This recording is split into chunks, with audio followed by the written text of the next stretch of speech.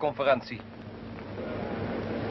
Minister-president Drees opent de plechtige bijeenkomst met een rede waarin hij onder andere zegt: wanneer de conferentie leidt tot bevredigende overeenstemming, gevolgd door praktische verwerkelijking van de gestelde doeleinden, dan wordt de deur geopend naar een onafhankelijk en soeverein Indonesisch volksbestaan en naar een samengaan van beide volkeren op de basis van vrijheid en vriendschap.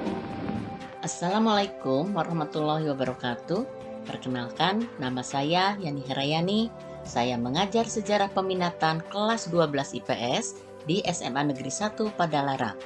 Pada kesempatan kali ini, saya akan membahas tentang Konferensi Meja Bundar dan sikap Belanda terhadap kemerdekaan Indonesia. Seperti kita ketahui, setelah kekalahan Jepang oleh sekutu, Belanda yang termasuk sekutu merasa berhak kembali untuk menjajah Indonesia. Mereka tidak tahu bahwa bangsa kita sudah menyatakan kemerdekaan pada tanggal 17 Agustus 1945. Sedangkan kedatangan sekutu dengan Belanda terjadi sebulan kemudian, yaitu tanggal 18 September 1945. Bagaimana sikap Belanda menghadapi kenyataan ini? Yang pertama, mereka membentuk NICA, yaitu Nederland Indisch Civil Administration, yaitu pemerintahan sipil Belanda. Yang kedua, membentuk negara boneka, yaitu membentuk negara-negara federal yang meliputi seluruh wilayah Indonesia, yang berarti tidak mengakui adanya negara Republik Indonesia.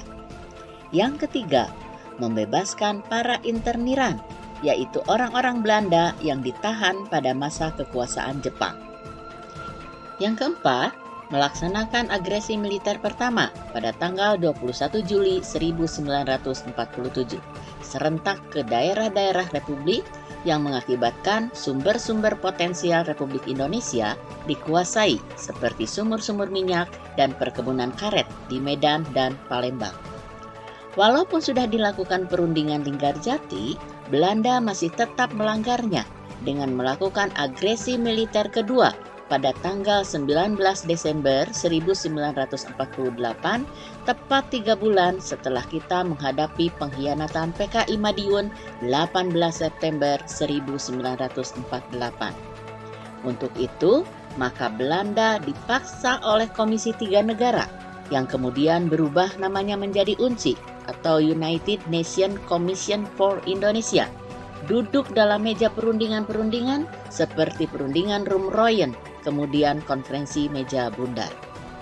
Bagi pihak Indonesia sendiri, sebelum dilakukan perundingan konferensi meja bundar, telah melaksanakan konferensi inter-Indonesia untuk membuat kesepakatan dengan BFO, yaitu negara-negara serikat ciptaan Belanda, guna menyamakan persepsi pada saat menghadapi Belanda dalam konferensi meja bundar.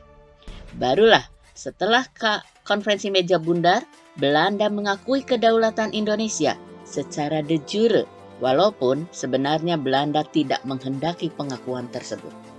Adapun isi dari konferensi meja bundar adalah 1. Belanda mengakui kedaulatan Republik Indonesia Serikat, di mana Republik Indonesia termasuk di dalamnya. Yang kedua, pengakuan kedaulatan paling lambat tanggal 30 Desember 1949. Yang ketiga, masalah Irian Barat akan dibicarakan 1 tahun kemudian.